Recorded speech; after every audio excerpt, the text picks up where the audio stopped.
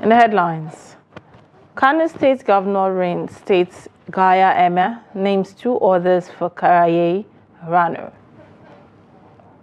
Labour threatens 30-day strike, alleges plan to decentralize talks over minimum wage. Investigation into Jos school collapse underway as federal government sets up committee. And on the foreign scene, 70 dead in DRC militia attack in Kinsella.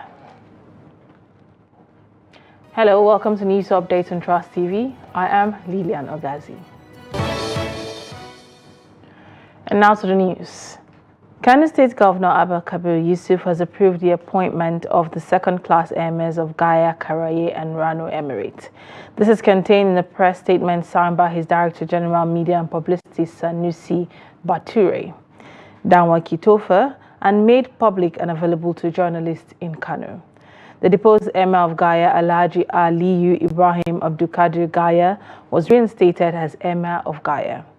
Unlike other deposed emirs, Abdulkadir accepted his fate and expressed willingness to work in any capacity as his deposition was announced. The newly appointed emirs are Muhammad Maharza Kayare as Emir of Karaye, who until his appointment was district head of Rogo, and Muhammad Isa Umar as Emir of Rano, who until his appointment was the district head of Bunkure. The governor congratulates the newly appointed emirs, enjoining them to be the custodian of culture, peace, and unity of the people and their respective emirates.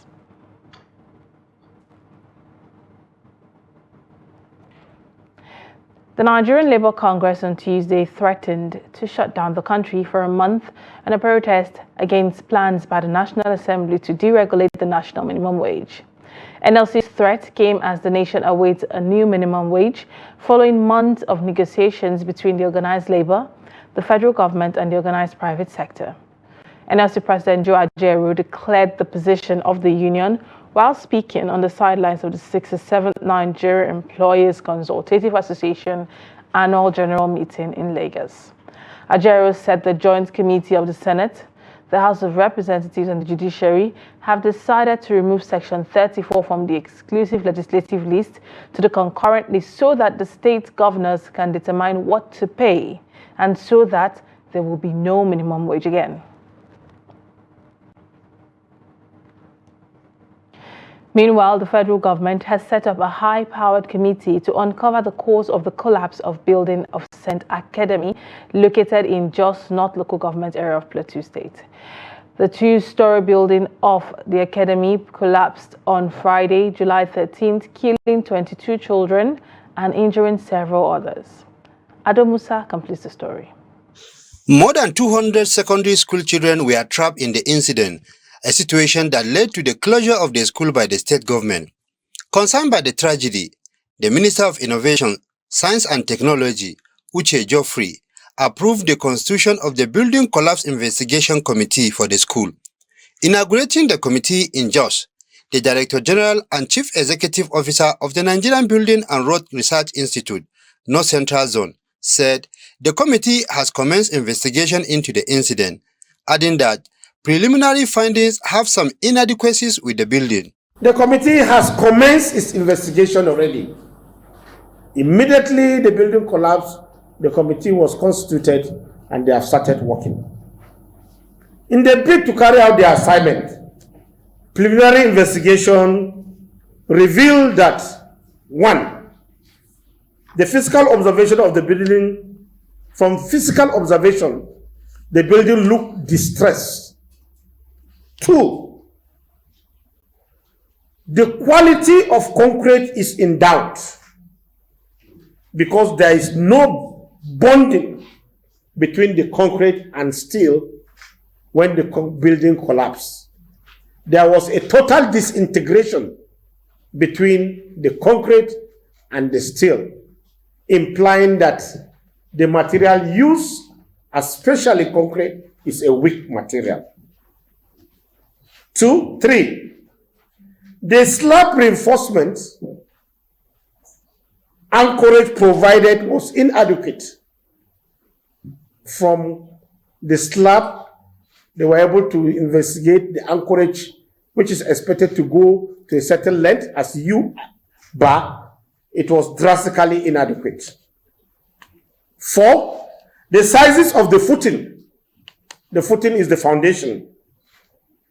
The one provided in the building was lesser than the required minimum. According to the Director General, building collapse incidents in Nigeria have become alarming, hence the need for Nigerians to take caution in order to prevent further occurrences. We can report any signs of building distress. If you see a crack, if you see sagging of floors, sagging of elements, you need to report it to the authority immediately. Demand quality construction materials and practice. Support building code enforcement. And we should prioritize safety over cost and speed.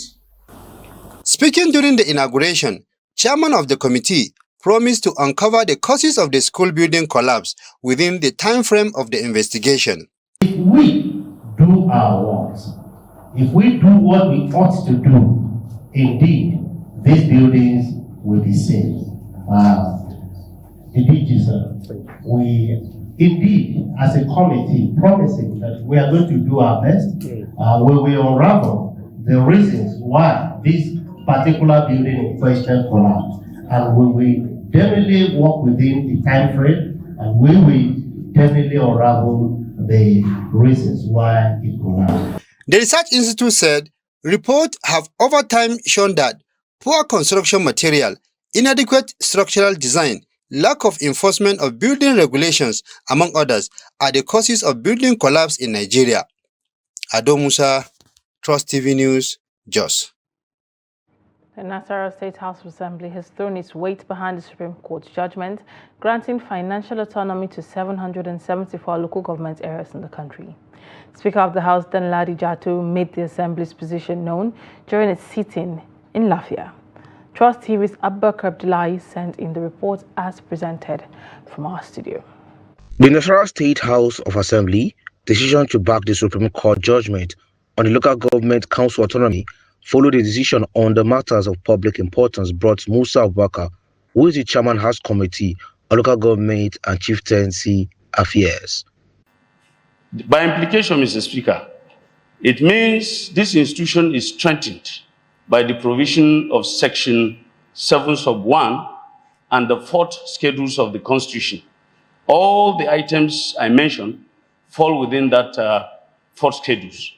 Mr. Speaker, I am moving and calling on my colleagues to support me to join the leagues of other high top institutions who have been congratulating the federal government and the states for this victory at the Supreme Court. Addressing the section on the local government autonomy, Speaker of the Assembly, Danladi Jattu, said, with the Supreme Court judgment, there will be speedy development at the grassroots in the country. He congratulated the 774 local government areas over the victory, describing the Supreme Court judgment as victory for democracy. The Speaker also appreciated President Bola Tinubu and the Minister of Justice, Lateef Fagbemi, for the bold steps they took to ensure local government autonomy in the country. That we also align ourselves, Nasarawa State House of Assembly align ourselves with the Supreme Court judgment, granting financial autonomy to local government. That's the 77 local government that we have in the state. We align ourselves with this judgment, and we congratulate the 774 local government that we have in this world, in this Nigeria. And we also congratulate all the local government chairmen that have gotten this financial autonomy. And it is our hope and belief that they will do the needful. The Speaker expressed hope that chairmen of local government areas would justify the confidence reposed on them by executing people-oriented projects.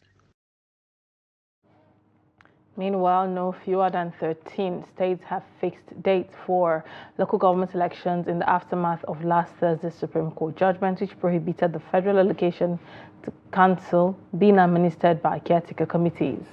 The states that have commenced council poll preparations include Kaduna, Kogi, Bauchi, Katsina, Osun, Enugu, Benue, Rivers, Jigawa, Imo, Kebbi, Abia, and Anambra State. The Supreme Court had declared it unconstitutional for state governors to hold funds allocated for local government councils. In the judgment delivered by Justice Emmanuel Agim, the 7-man panel held that the 774 local government councils in the country should manage their funds themselves. The AGF had sued the state governors through their respective state attorney generals. The Apex Court declared that the government is divided into 3 tiers: federal, state, and local government.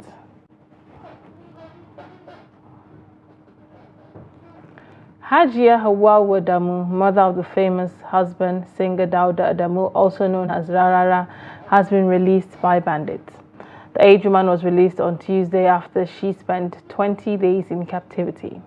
Now, according to source, Hajia Hawa was rushed to hospital in Abuja, where she is currently receiving medical attention. Family source said she was suffering from high blood pressure when she was adopted and that her health condition worsened while in captivity. An appeal court sitting in Ibadan on Tuesday dismissed the appeal filed by the former Oyo State Deputy Governor of Olaniyan against his wrongful impeachment on July 18, 2022, over allegations of gross misconduct and financial impropriety. A 7-man panel led by Justice Christopher Kayode found Olaniyan guilty of the allegations, and the Oyo State House of Assembly ratified his removal. Olaniyan, through his lawyer Afolabi Fishanu, filed a suit before Justice Bayo Taiwo of the Oyo State High Court, asking the court to nullify the impeachment. He argued that constitution of the panel by the then Chief Judge Justice Munta Abimbola was improper and unconstitutional, and that the House of Assembly failed to adhere to the constitutional provision of 2/3 majority of the members signing the impeachment notice. But the lower court on September 1st, 2022 declared the impeachment constitutional and in order.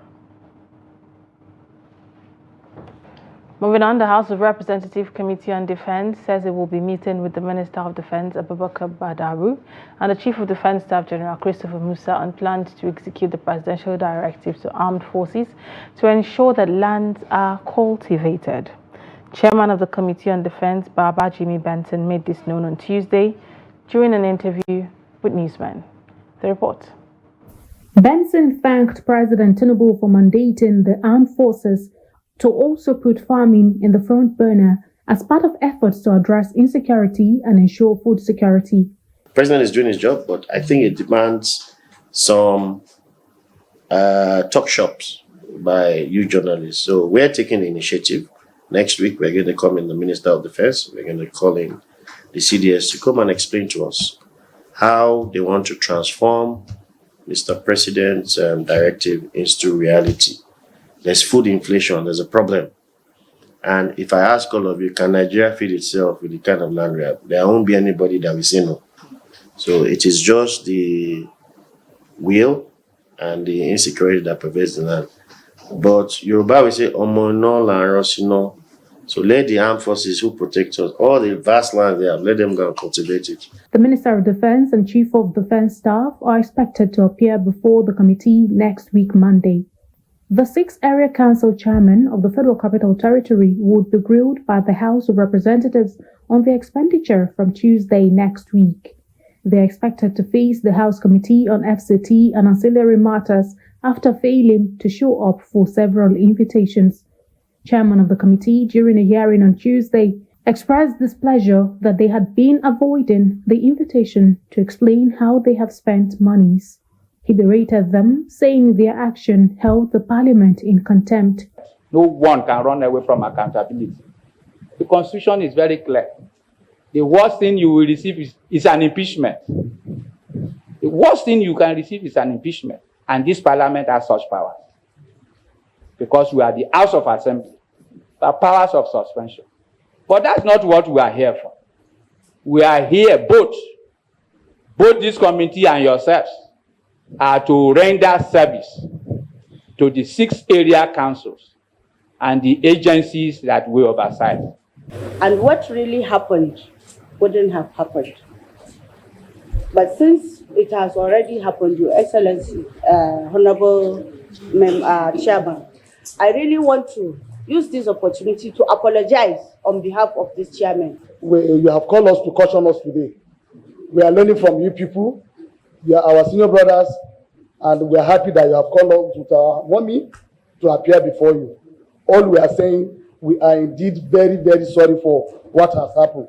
The hearing was attended by the Minister of State for FCT, Maria Mahmood, and the 6th Council Chairman. End. Now moving on, train services in Nigeria are gradually making a comeback as the government works to improve public transportation and management. In the wake of fuel subsidy removal and the subsequent impact on transportation costs, Trust TV's Amarachi Amushi examines the quality of service provided by the Nigerian Railway Corporation in Abuja. Here's the report. In a move to elevate transportation costs and enhance the public transit system, the federal government has delivered on its promise. Free train rides in Nigerian capital city are now a reality. At a bustling Idu train station situated in the heart of Abuja, anticipation fills the air. As the clock strikes 3:30 p.m., hundreds of eager passengers board the train bound for Nnamdi Azikiwe International Airport, ready to experience the new service. Among the commuters, a sense of excitement and curiosity is palpable. Many share their thoughts on how this free train service will impact their daily lives, offering a glimpse into a future where public transit is more accessible and efficient for all. Metro train gave us this preview of the Nigeria we've always longed for. Yes, we're a system that works for all. We should just follow the instructions because there are quite some instructions on the train, like don't keep it dirty, stuff like that, like eating on the train. 4:59, they'll close the train and it's gone. So I think they should adjust it to even if it's 2 or 3 minutes extra. But honestly, I like the way it is. Even if I miss the train, I appreciate the timing because in this country, we need to stick to time. That is just the truth. A regular train user has urged the government to expand the service into a nationwide project, highlighting it as one of the safest and fastest means of transportation available. They should keep up with the good work that are trying to do, and then to see how to connect the train station across the nation. It should really help because train transportation is one of the safest and fastest and easiest means of transportation. Speaking with a representative from the Nigerian Railway Corporation, we received an update on the progress of the development. The representative also reassured citizens about their safety while commuting by train. In fact, people are getting the awareness. Sometimes you'll be surprised in almost all the corridors, sometimes like from airport to metro, you hardly even get a seat. So to tell you that people have gotten the awareness and they have really keyed into it. Nigerians have expressed numerous positive remarks since the reactivation of railway services, but also demand sustainability by extending the rail network to all states in the country.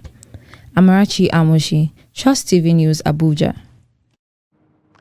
Now on the foreign scene, Britain's inflation rate held steady in June after returning to the Bank of England's targets the previous month. Official data showed Wednesday confounding expectations for another modest slowdown. The Office for National Statistics said in a statement that the Consumer Prices Index was unchanged at 2.0% in June from the same level in May, compared with market forecast of 1.9%. Analysts said the data could cause the Bank of England to sit tight for a while longer before starting to cut interest rates. Last month, the Bank of England kept its key interest rate at a 16-year high of 5.25% despite slowing inflation in May. Britain's newly elected Labour government welcomed news that inflation remained at BOE's target level. At least 70 people, including 9 soldiers and the wife of a soldier, have been killed while gunmen attacked a village in Western Democratic Republic of Congo. Local authorities said the attack took place on Saturday in the village of Kinsele, about 100 kilometers east of the capital, Kinshasa. Due to insecurity and poor infrastructure in the area, deadly attacks can take several days to be reported. Kinsele is located in Kwamouth territory, where for the past 2 years a conflict has raged between two local communities of Teke and Yaka, resulting in the death of hundreds of civilians. As the DRC battles armed groups in the east, violence has also intensified in the west of the country.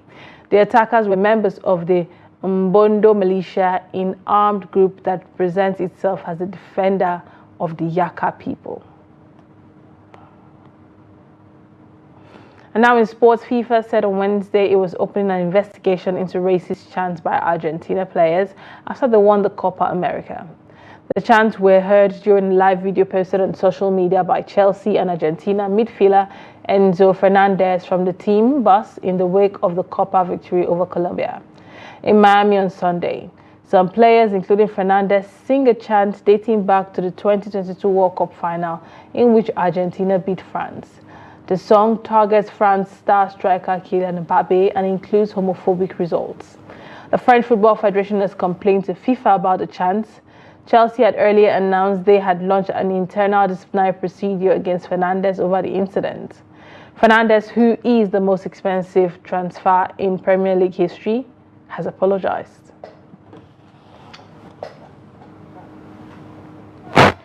With that, we've come to the end of news update here on Trust TV. Do also follow us across all our social media platforms for more news, more programs, and more documentaries. Thanks for watching. My name is Lilian Ogazi.